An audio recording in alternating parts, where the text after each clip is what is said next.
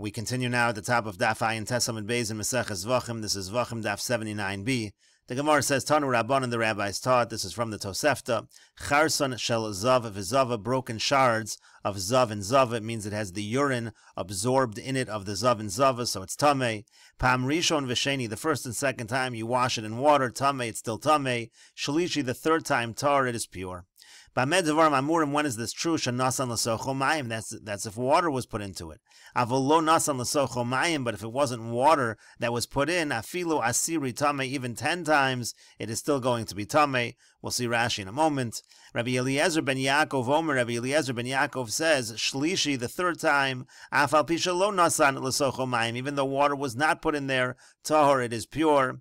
And the Gemara explains, Man shamat le damar min b'mino lo batel, who's the one that said, and this is what we said on the previous summit, who's the one that holds that min b'mino, if it's of the same type, there's no nullification whatsoever, and that's how the Gemara is explaining the Tanakama of this Tosefta, of this Brisa, Reb Yehuda, it's Reb Yehuda, meaning to say, the Reisha of this Brisa, the Reisha of this Tosefta, is following Reb Yehuda, that if it's min b'mino, if it's of the same type, there is no nullification, and that's what it means when it says, lo nasan l'socho mayim, if it's not water, but if it's urine, if it's the same type, so then you have pure urine is not going to nullify the impure urine, because min b'mino is not batel.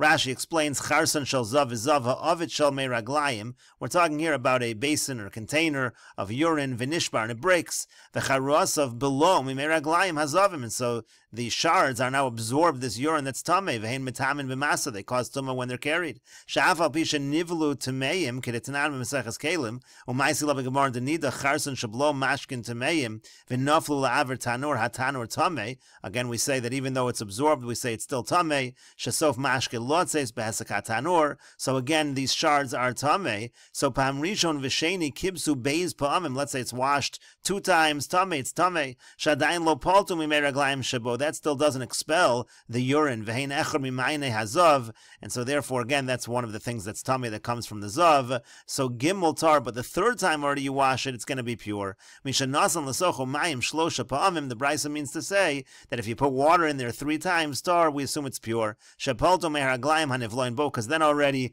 the mei raglayim, the urine that's within the shards, that's absorbed in the shards, has come out. That's why it's tahor, that's why it's pure.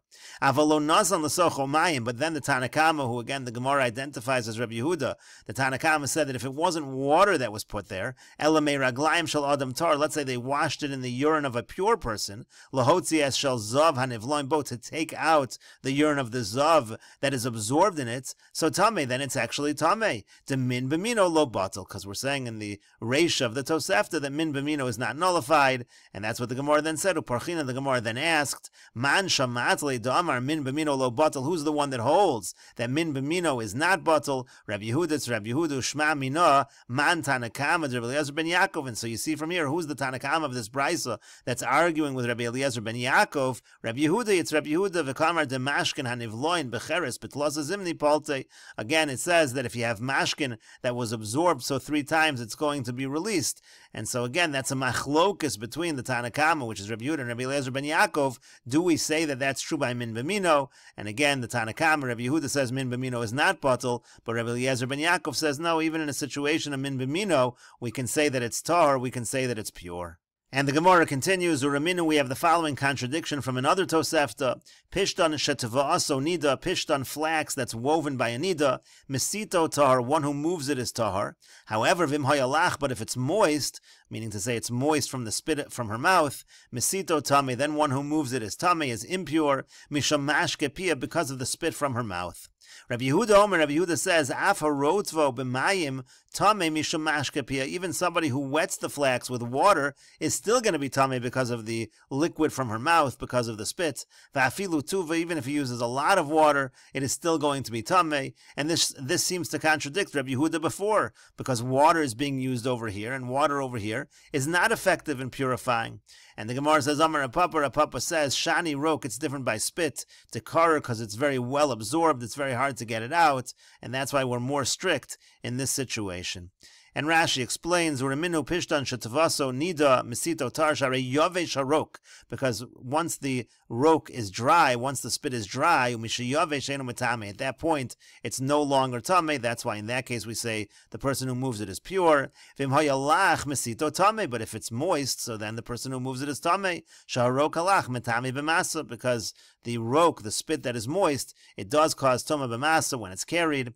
Rabbi Yehuda Omer afa rotvo b'mayim tami mishom mashke pia b'tosefta de Maseches Taharos. Rabbi Yehuda says in the Tosefta, even if it's wet with water, we still say that it's tame. Afa melach l'cho b'mayim la'achar sheyavish. Let's say the person wets it after it dries. So what Rabbi Yehuda is saying is chazer harok lios lach machmas hamayim.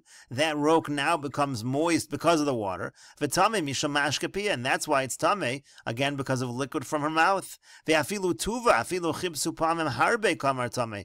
Means to say that even if the person washed it many times, Rabbi Yehuda seems to be saying tame in the situation. It contradicts Rabbi Yehuda before.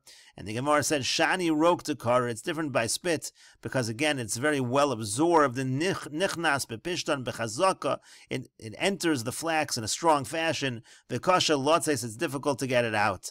Avomei raglayim lo bli becheres kulihai, but urine, it does not get absorbed in shards as much, and that's why it's easier to get it out. And the Gemara continues at the two dots. The Mishnah said, Nisarif b'dam hapsulan yishafech li'ama. Let's say blood that was fit for presentation, for application to the Mizbeach, let's say it gets mixed with blood that's disqualified, so then that blood needs to be poured down the drain in the Azara. And then the Mishnah went on to say, in another case, let's say the blood, the soul blood again, which was fit for presentation, let's say it gets mixed with dam hatamsis, which is the other kind of blood that comes out. So there also it says yishafech li'ama. And then the Mishnah brings the opinion of Rabbi Eliezer that it doesn't have to be poured down the drain of the Azara, and the question is, in exactly which case is Rabbi Eliezer arguing? And the Gemara says, B'mai kamiflagi, what exactly are they arguing about? Amar Rav Zavid says, Begozrin gezeira b'mikdash kamiflagi. They're arguing whether we make decrees in the Beis HaMikdash. Demar savar gozrin, that the Tanna Kama says we do make decrees. Umar savar lo gozrin, and the other one, meaning to say Rabbi Eliezer, says we do not make such decrees. And Rashi explains, Begozrin gezeira b'mikdash pligi, they're arguing about making decrees in the Beis HaMikdash, means to say, Emosin siyog b'kodshim laharchik minhu avera, do we make a fence, so to speak, in situations of kodshim, where we want to distance oneself from avera, v'lo chayshinan lehefsid kodshim, and we're willing to make a decree, and we're not concerned that this causes a loss of kodshim. Shalo yafsid es elu b'shvil siyog da'acherim kamiflagi, that we shouldn't lose these, because again, the whole point over here is that we're going to be pouring it down the drain, based on a gezeira. Do we do that in the Beis HaMikdash? Tanna Kama savar gozrin, the Tanna Kama says we do make such a gezeira. Hilkach nesarev dam kosher b'dam pasul. Therefore, if the good blood it gets mixed with pasul blood, or b'dam atamsis, or gets mixed with dam atamsis, v'afal pi she'ein b'psul v'lo b'tamsis kedei levatel es hakosher. Even though there's not enough disqualified blood, there's not enough dam atamsis to nullify the kosher blood, but still, says the Tanna Kama, yishafech liyam, it has to be poured down the drain. Gezeira dilma asilach shurei nami heicha diyesh b'dam apostle b'dam atamsis kedei levatel es hakosher. It's a gezeira. Maybe you will have a situation where there's enough pasul blood, enough dam atamsis to be mevatel, to nullify the kosher blood. V'hai delo gazrin an hacha b'nesarev b'dam habehema or b'dam hachaya. Now, the fact that we don't make a gezeira, let's say in the case where it gets mixed with the blood of a domesticated animal or the blood of a wild animal, that again is chulin blood, mishum de chulin bi'azar lo shchichi, we don't make a gezeira there, because chulin in the azar is not so common. Avol psulin shchichi, but to have disqualified, that is common. V'chein tamsis shchiach derav ala nefesh, and also it is common that sometimes the dam hatamsis, that's the non-soul blood, ends up being more than the dam hanefesh.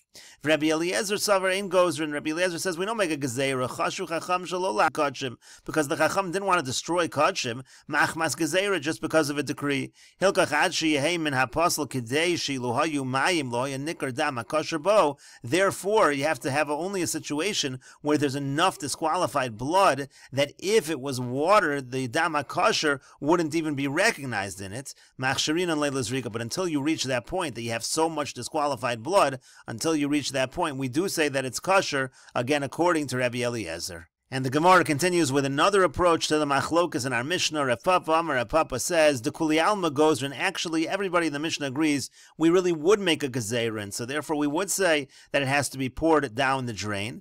V'hacha b'dam atamsis motzei l'rabos al dam hanefesh kamiflagi. But here the whole machlokas really is only in the dam atamsis case. That's where Rabbi Eliezer says we don't have to be strict, because the question is it really possible for dam atamsis to be more, to be majority over the dam hanefesh, over the soul blood? That's what they're arguing about. Mar savar shchiach, one holds that is common, it could happen, and therefore we make a decree over there as well. That's the opinion of the Tanna Kama.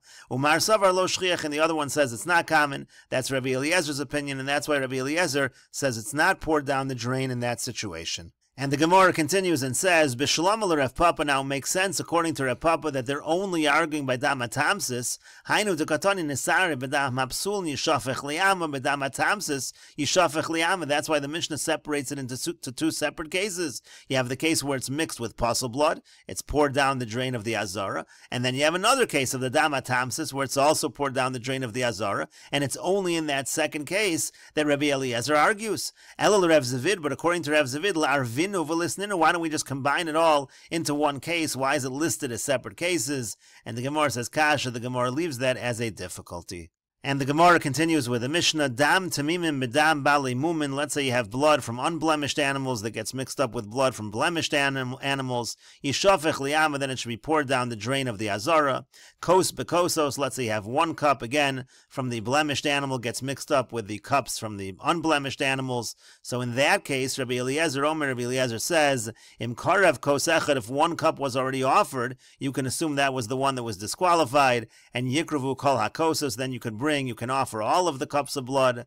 The Chachamim and the Chachamim say, afilu karvu kulan chutz me'echad mehen, even if they were all offered except for one of them, still you have to be strict. Yishafech la'ama, you have to pour it down the drain of the azara. And the Mishnah continues, Hanitanin lemata, let's say you have blood that's supposed to be applied on the lower half of the Mizbeach. Shenisarvu benitanin lemala, gets mixed up with blood that's supposed to be applied on the upper half of the Mizbeach. So Rabbi Eliezer says, Yitain lemala, first you take the blood, you apply it to the upper half of the Mizbeach. And we view whatever blood was from below, should have been applied below, that was applied above, so we view it as if it was just water, meaning that was nothing, but what was supposed to be applied above, that will be considered to be good. And then he'll go ahead and take from the blood, and he'll apply on the lower half, the same idea. Whatever's supposed to be from the lower half will then have been applied correctly. Now the Chachamim say, Yishafech liyama, you can't do this. Rather, again, it has to be poured down the drain of the azara.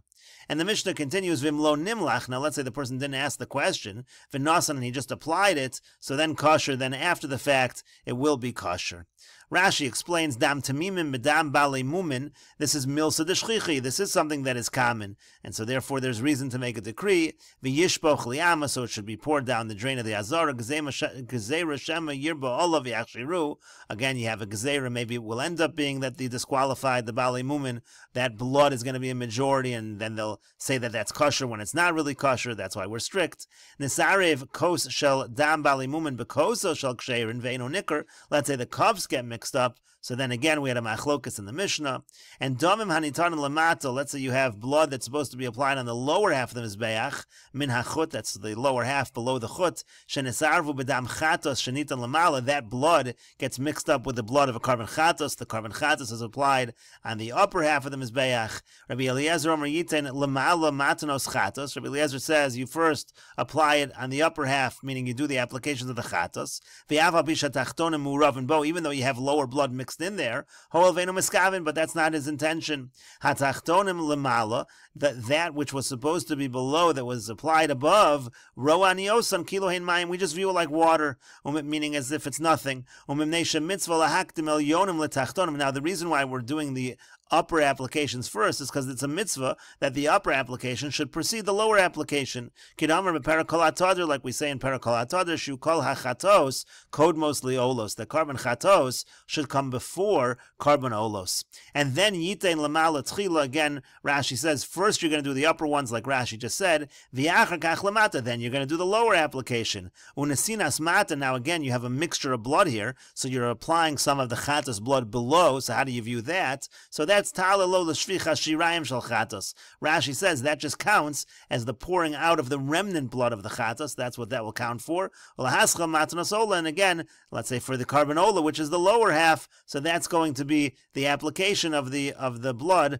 from the carbon Yishafech liyama, the Chachamim disagree. They say it should be poured down the drain. To leslu rowan, they don't have this leniency of rowan that we can view it like water. Vein mishanin betachtonim, we're not going to deviate for the lower blood b'shvil hachshir elyonim in order that the upper blood will be kosher. Vim lo nimlach v'nasan kosher elyon, but if the question wasn't asked and the upper blood was applied, it's kosher danitan mimenu lamala, because there was some of it that was in fact applied on the upper half of the mizbeach. And we will continue with this discussion in the next video on Daf Pei Amud Aleph.